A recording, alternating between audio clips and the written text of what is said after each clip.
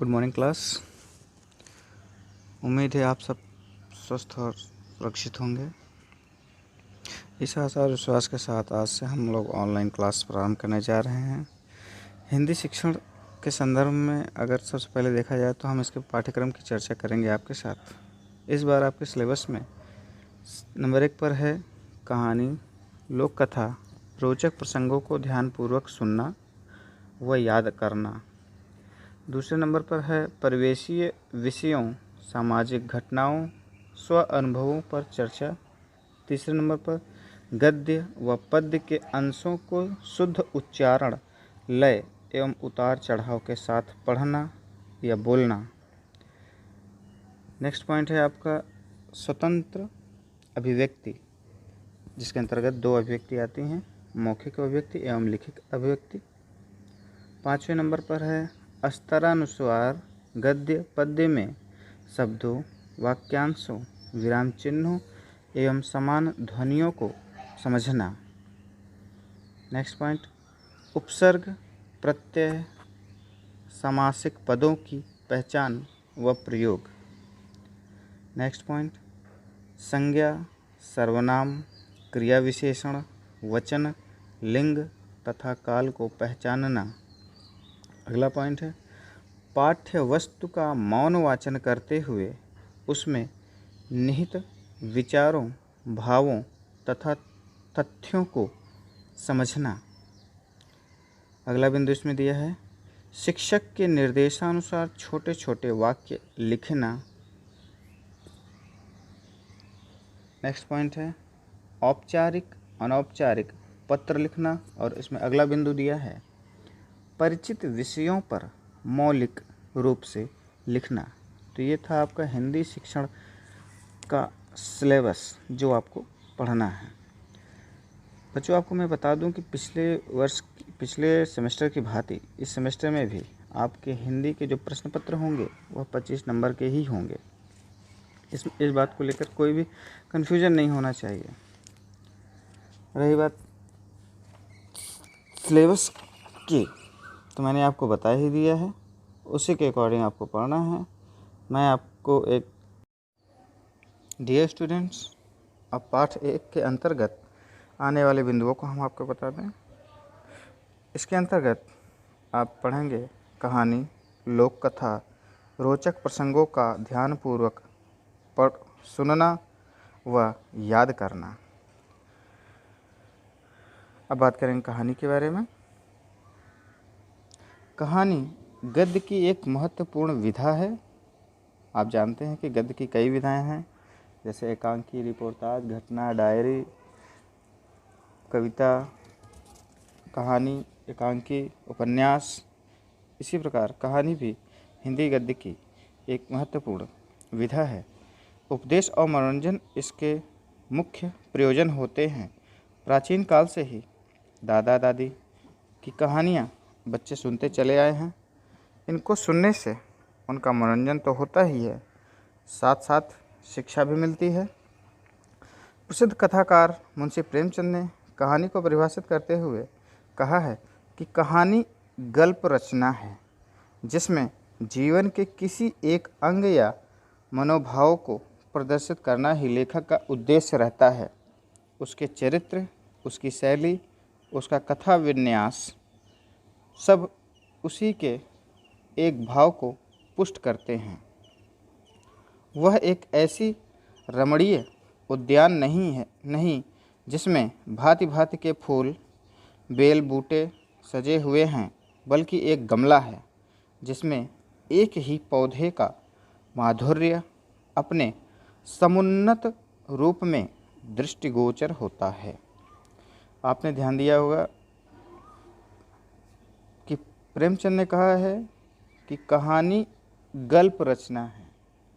तो dear students, मैं आपको गल्प के बारे में थोड़ी सी जानकारी दे दूं कि आप में से कई लोगों को गल्प के बारे में जानकारी नहीं होगी कि गल्प शब्द क्या है। तो आपको बता दूं जानकारी के लिए कि गल्प शब्द एक बंगाली भाषा का शब्द है। गल्प का अर्थ होता है गप, सेखी। गप जैसे हम कहते हैं, अक्सर बातचीत में कहते हैं कि गप मारना, सेखी झाड़ना, ठीक उसी प्रकार गल्प का अर्थ होता है सीखी या फिर गप। गल्प एक बंगाली भाषा है। आगे देखिए, वस्तुतः कहा जा सकता है कहानी हिंदी साहित्य की सबसे लोकप्रिय विधा है। डियर स्टूडेंट्स, लोकप्रिय विधा इसलिए है क्योंकि इसके द्वारा आप बच्चों को किसी भी पात्र, घटना, भाव, संवेदना आदि का मार्मिक वर्णन कर सकते हैं। कहानी का शीर्षक कौतूहलवर्धक और आकर्षक होता है। कहानी लघु होती है और इसमें भाव व्यंजना की अपूर्व क्षमता होती है।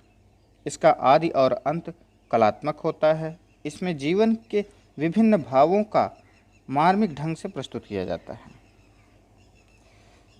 डियर स्टूडेंट्स, आप जानते हैं कि कहानी का कितना बड़ा महत्व है हमारे जीवन काल में।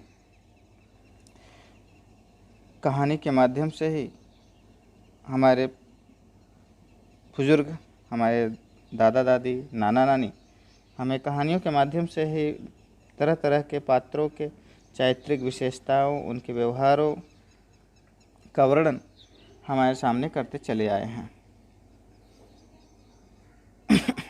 अब आपको ये बता दिया जाए कि कहानी शिक्षण का उद्देश्य क्या होता है, किन उद्देश्यों को लेकर हम छात्रों के मध्य कहानी का शिक्षण कराते हैं या कहानियों को पढ़ाते हैं।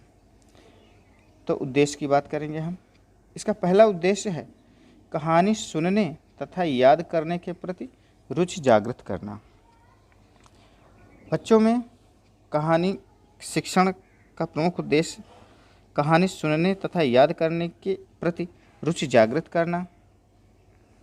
आप इस उद्देश्य को अगर लेकर आप कहानी बच्चों को पढ़ाते हैं तो निस्संदेह बच्चों को सुनने तथा याद करने के प्रति रुचि उत्पन्न होगी। जब आप कहानी को अभिनय के माध्यम से पढ़ाएंगे तो आपको पहले से ही जानकारी है कि दृश्य और श्रव्य तकनीकी का जब उपयोग हम एक साथ करते हैं तो बच्चों को कहानी सुनने के साथ साथ अभिनय के माध्यम से जब आप पढ़ाते हैं तो बच्चों को कहानियाँ आसानी से याद हो जाती हैं। कहानी याद होने के बाद उनके अंदर रुचि उत्पन्न होती है अन्य कहानियों को भी सुनने और पढ़ने में। दूसरा उद्देश्य है नैतिक आदर्शों एवं जीवन मूल्यों का विकास करना। कहानी के माध्यम से हम बच्चों के अंदर नैतिक आदर्शों एवं जीवन मूल्यों का विकास करते हैं।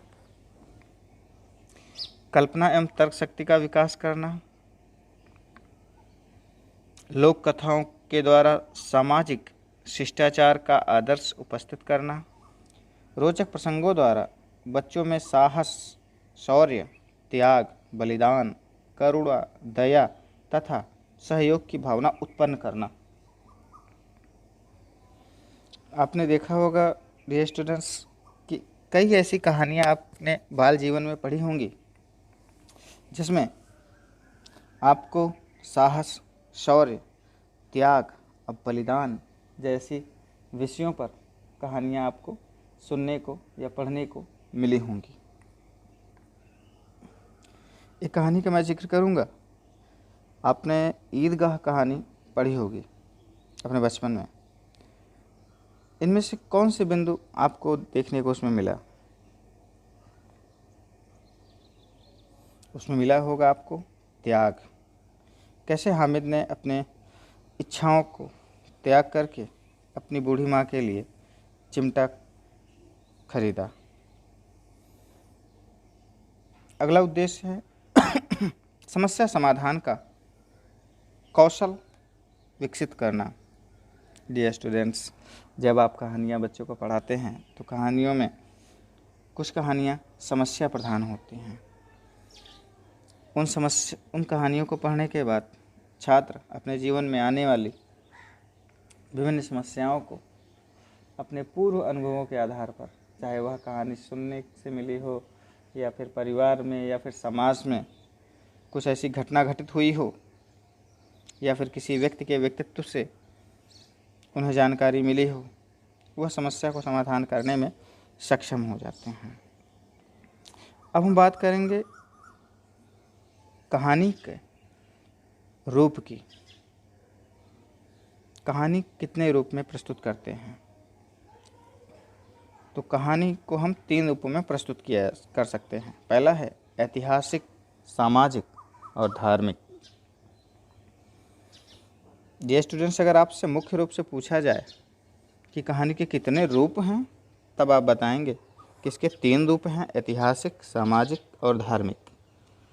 अगर आपसे पूछा जाए कि कहानी के तत्वों के आधार पर कितने भेद हैं, तब आप इसके 4 भेद बताएंगे। घटना प्रधान कहानी, चरित्र प्रधान कहानी, समस्या प्रधान कहानी, भाव प्रधान कहानी। अब आपको थोड़ा सा यहाँ पर समस्या होगी कि घटना प्रधान कहानी कैसे होती है। जैसा कि इसके नाम से ही पता चल रहा है कि इस प्रकार की कहानियों में घटनाओं का क्रमवार वर्णन अथवा उनका संकलन मात्र प्रधान लक्ष्य होता है।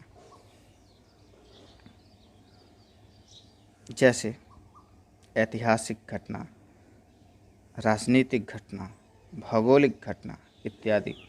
इसमें गंभीर चिंतन का कोई स्थान नहीं होता, यह केवल घटनाओं पर आधारित होती हैं। दूसरा है चरित्र प्रधान कहानियाँ।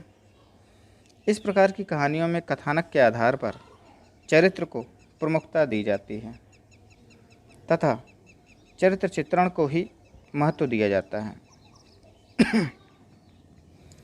अगला है समस्या प्रधान कहानियाँ। समस्या प्रधान कहानी के नाम से ही पता चलता है कि इस प्रकार की कहानियों में समस्याओं का क्रमवार वर्णन अथवा इनका संकलन होता है।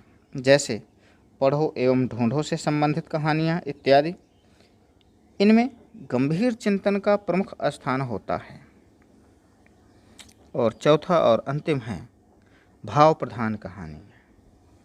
इस प्रकार की कहानियों में मानव आचरणों, चरित्रों तथा मनोभावों की अभिव्यक्ति मनोवैज्ञानिक पृष्ठभूमि में की जाती है, जिसमें पाठक को मन पर कहानी में वर्णित चरित्रों के आचरणों से प्रभाव डाला जा सके तथा उन्हें वैसा ही आचरण सिखाया जा सके जैसा कि कहानी के प्रमुख पात्र में वर्णित है।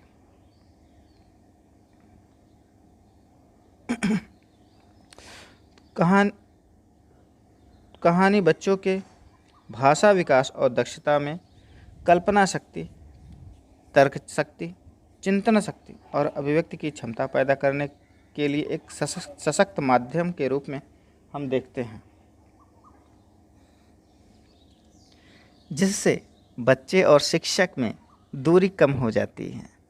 बच्चे शिक्षकों को अपना दोस्त मानने लगते हैं, अपने मन की बात भी शिक्षक को बता देते हैं। अतः यह कहा जा सकता है कि कहानी बच्चों को सोचने, समझने, जानने, कल्पना करने, जोड़ने, घटाने, रचने का भरपूर अवसर देती है, जो भाषा विकास और उसके प्रयोग संबंधी कौशल में दोगुनी गुणवत्ता बढ़ाते हैं। गुणवत्ता सभी बच्चों में सरल ढंग से विकसित हो सके, इसके लिए निम्नलिखित कई विधियों को हम अपना सकते हैं, या फिर यूँ कहें कि कहानी शिक्षण की कई विधियों को हम अपनाते हैं, जिसमें पहली विधि है वार्तालाप विधि।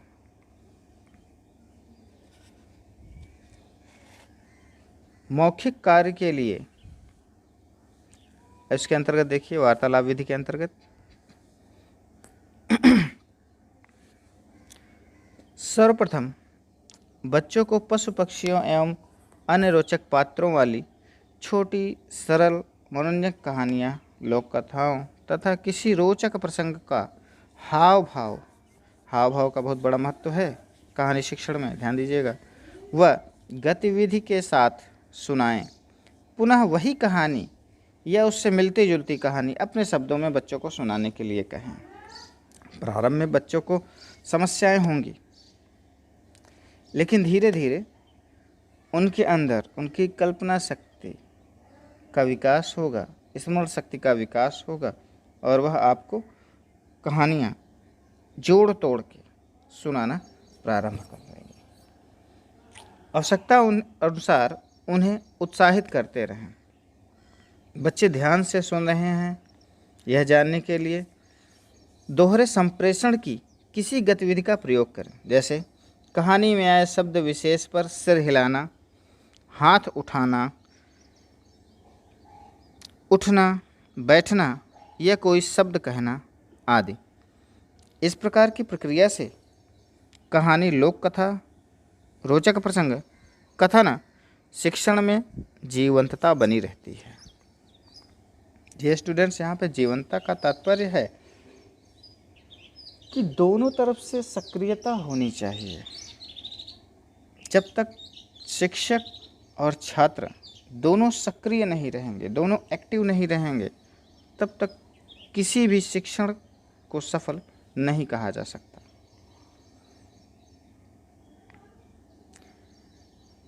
कहानी का बच्चों से अभिनय कराएं। इसके लिए मुखौटों का प्रयोग कराएं जिससे कहानी और रुचिकर हो जाए। मुखौटों का आप इस्तेमाल कर सकते हैं या फिर आप ये भी कर सकते हैं कि कुछ पात्रों के नाम बच्चों के ऊपर दे दें। 3-4 बच्चों को ले लीजिए। अगर मुख्य रूप से 3 पात्र हैं, 4 पात्र हैं, तो आप बच्चों को पात्रों का नाम दे दीजिए। तो ये थी जानकारी इस वार्तालाप विधि से संबंधित। डियर स्टूडेंट्स, कोई भी प्रश्न पूछने के लिए अपने व्हाट्सएप ग्रुप के माध्यम से आप अपने प्रश्नों का उत्तर प्राप्त कर सकते हैं। अन्य शिक्षण विधियों के लिए हम अगले वीडियो में आपसे फिर मिलेंगे। धन्यवाद। आपका दिन शुभ हो।